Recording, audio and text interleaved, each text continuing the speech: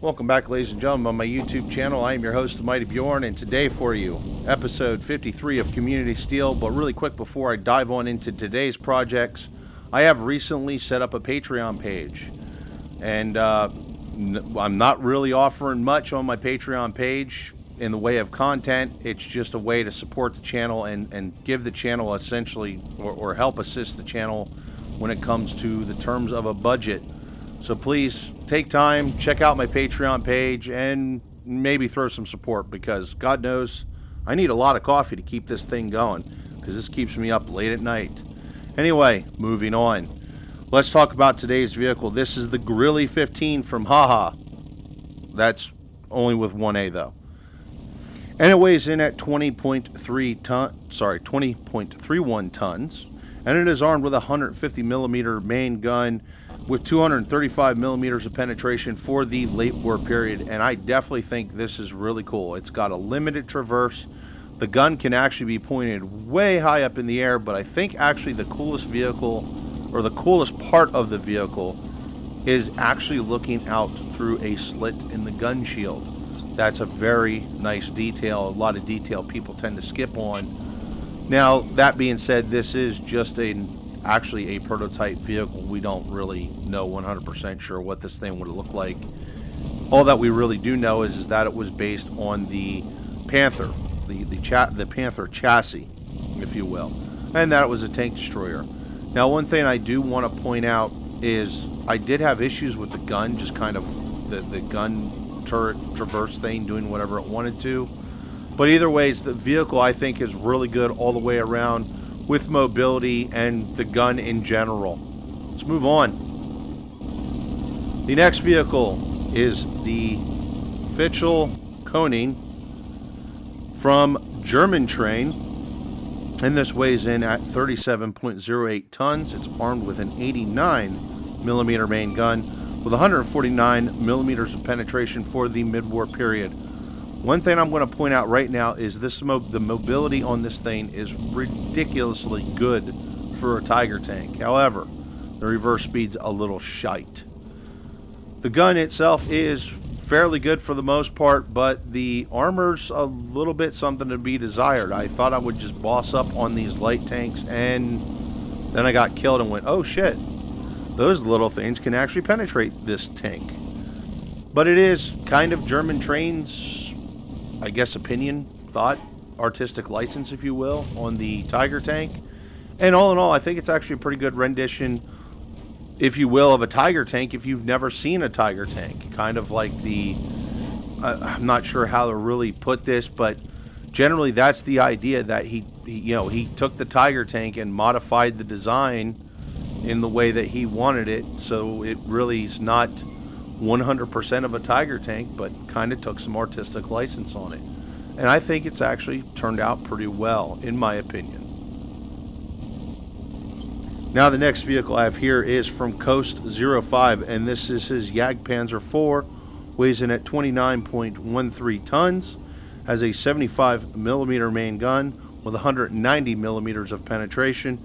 It is for the late war period, and generally speaking, yeah, it's not bad. It's an excellent rendition of a Jag Panzer 4.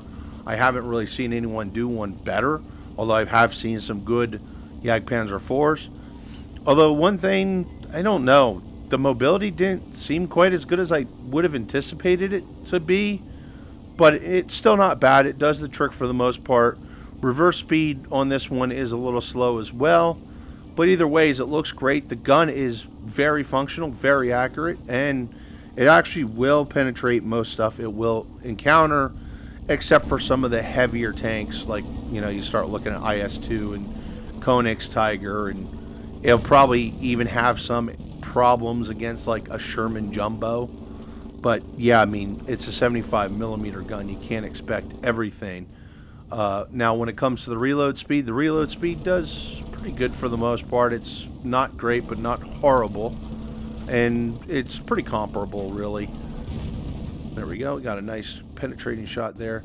Now, of course, one flaw with this vehicle is it's a tank destroyer without a turret. It's got a very limited traverse angle. on its gun. Now, it does have good depression and good elevation for being such a low sitting, low slung vehicle, if you will. It's not a very, obviously the Jag Panzer IV is not a very tall vehicle. It's actually, you know, like half the height of a normal Panzer IV. And I do have to admit, though, that he did a really good job on the boar's head gun mantlet there. I'm not sure how he modeled it, but it looks really good. So I'll have to give him credit for that as well, because not a lot of people have been taking time to mess with trying to do the boarhead gun mantlets, and honestly, I don't blame them with the limits right now that we have within Sprocket. Alright, we all knew this day was coming, so hurry up, get your laps over with, pause the video if you have to, but yes, I'm showing a Bob Semple tank. And actually, this is a pretty good Bob Semple tank. Actually, surprisingly speaking, this is only the second or third Bob Semple tank I've seen, and this is actually the best Bob Semple tank I've seen. Say that 5 times fast. A lot of Bob Semples getting thrown around here. But this is from Nokiss, and it weighs in at 12.87 tons, and it's got all the Bren guns. Literally all the Bren guns. It's all it has is Bren guns. Now, when it comes to the rate of fire, you probably could actually lower the shell length a little bit to make it more faster, make it seem more like a machine gun. But actually, honestly, if I was to do it, I would have just done the planned gun, and I would have put the 37 up in the turret instead of a Bren gun. Even though I know for the parade, they actually put a Bren gun in the turret too. Like, that would have worked out well for them. And I got it stuck. But either way, it's a very good rendition of a Bob Semple tank. The next one we have here is the Letman 7-ton from Nathan the Dummy. Weighs in at 9.18 tons. It's armed with a 47mm main gun. It's got 59mm of penetration, and it is made for the interwar period. And all honesty, this tank is really good. I mean, it's a light tank, so you can't really expect much out of the armor. It's only armed with a 47mm main gun, which at the time would have been a very good anti-tank gun, but let's be honest, it's definitely not the best thing you can set up in Sprocket. As you can see here, it's actually struggling against this heavier tank, which is a quite heavy tank. Now, what I do like about this is it looks like he took features from different tanks, such as the Panzer 1. Well, in general terms, it looks like he took features from the Panzer 1 and the Panzer 38T and combined them together to make a tank.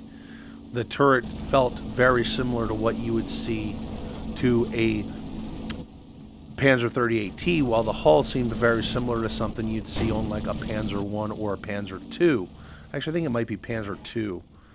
And even the suspension kind of feels like something he pulled from another tank in itself. So it feels like this is kind of one of those things that he took multiple tank designs and ideas and collaborated it into one tank. And all in all, I don't think it's actually a bad tank. I'm just struggling here up against this heavy tank that won't move. If he give me a side, I could probably kill him. Yeah, we got killed. All right. And the last vehicle I have for you today is the Sensa Type 1 from Shizuki.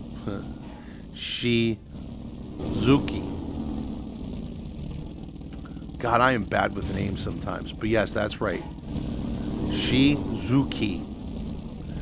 And it is 50.5 tons, armed with a 130mm main gun with 240mm of penetration.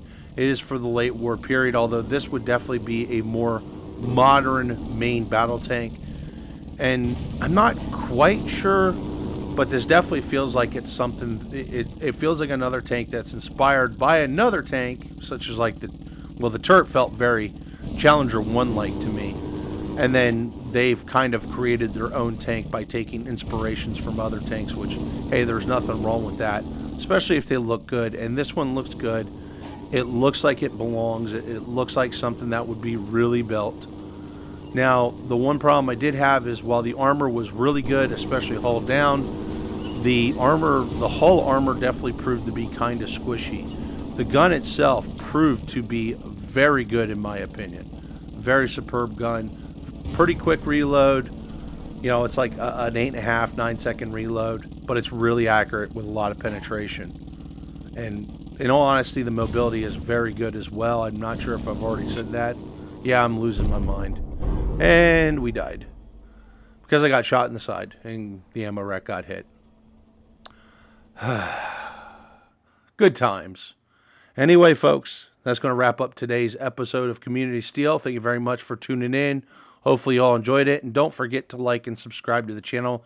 It helps me out as a YouTuber, as I've been constantly battling the demon known as the YouTube protocol, whatever the hell you want to call it, the algorithm of YouTube, if you will. I've been dealing with that shit for so long that, well, I'm starting to lose my patience with the YouTube algorithm. Anyway, folks, have yourself a wonderful day.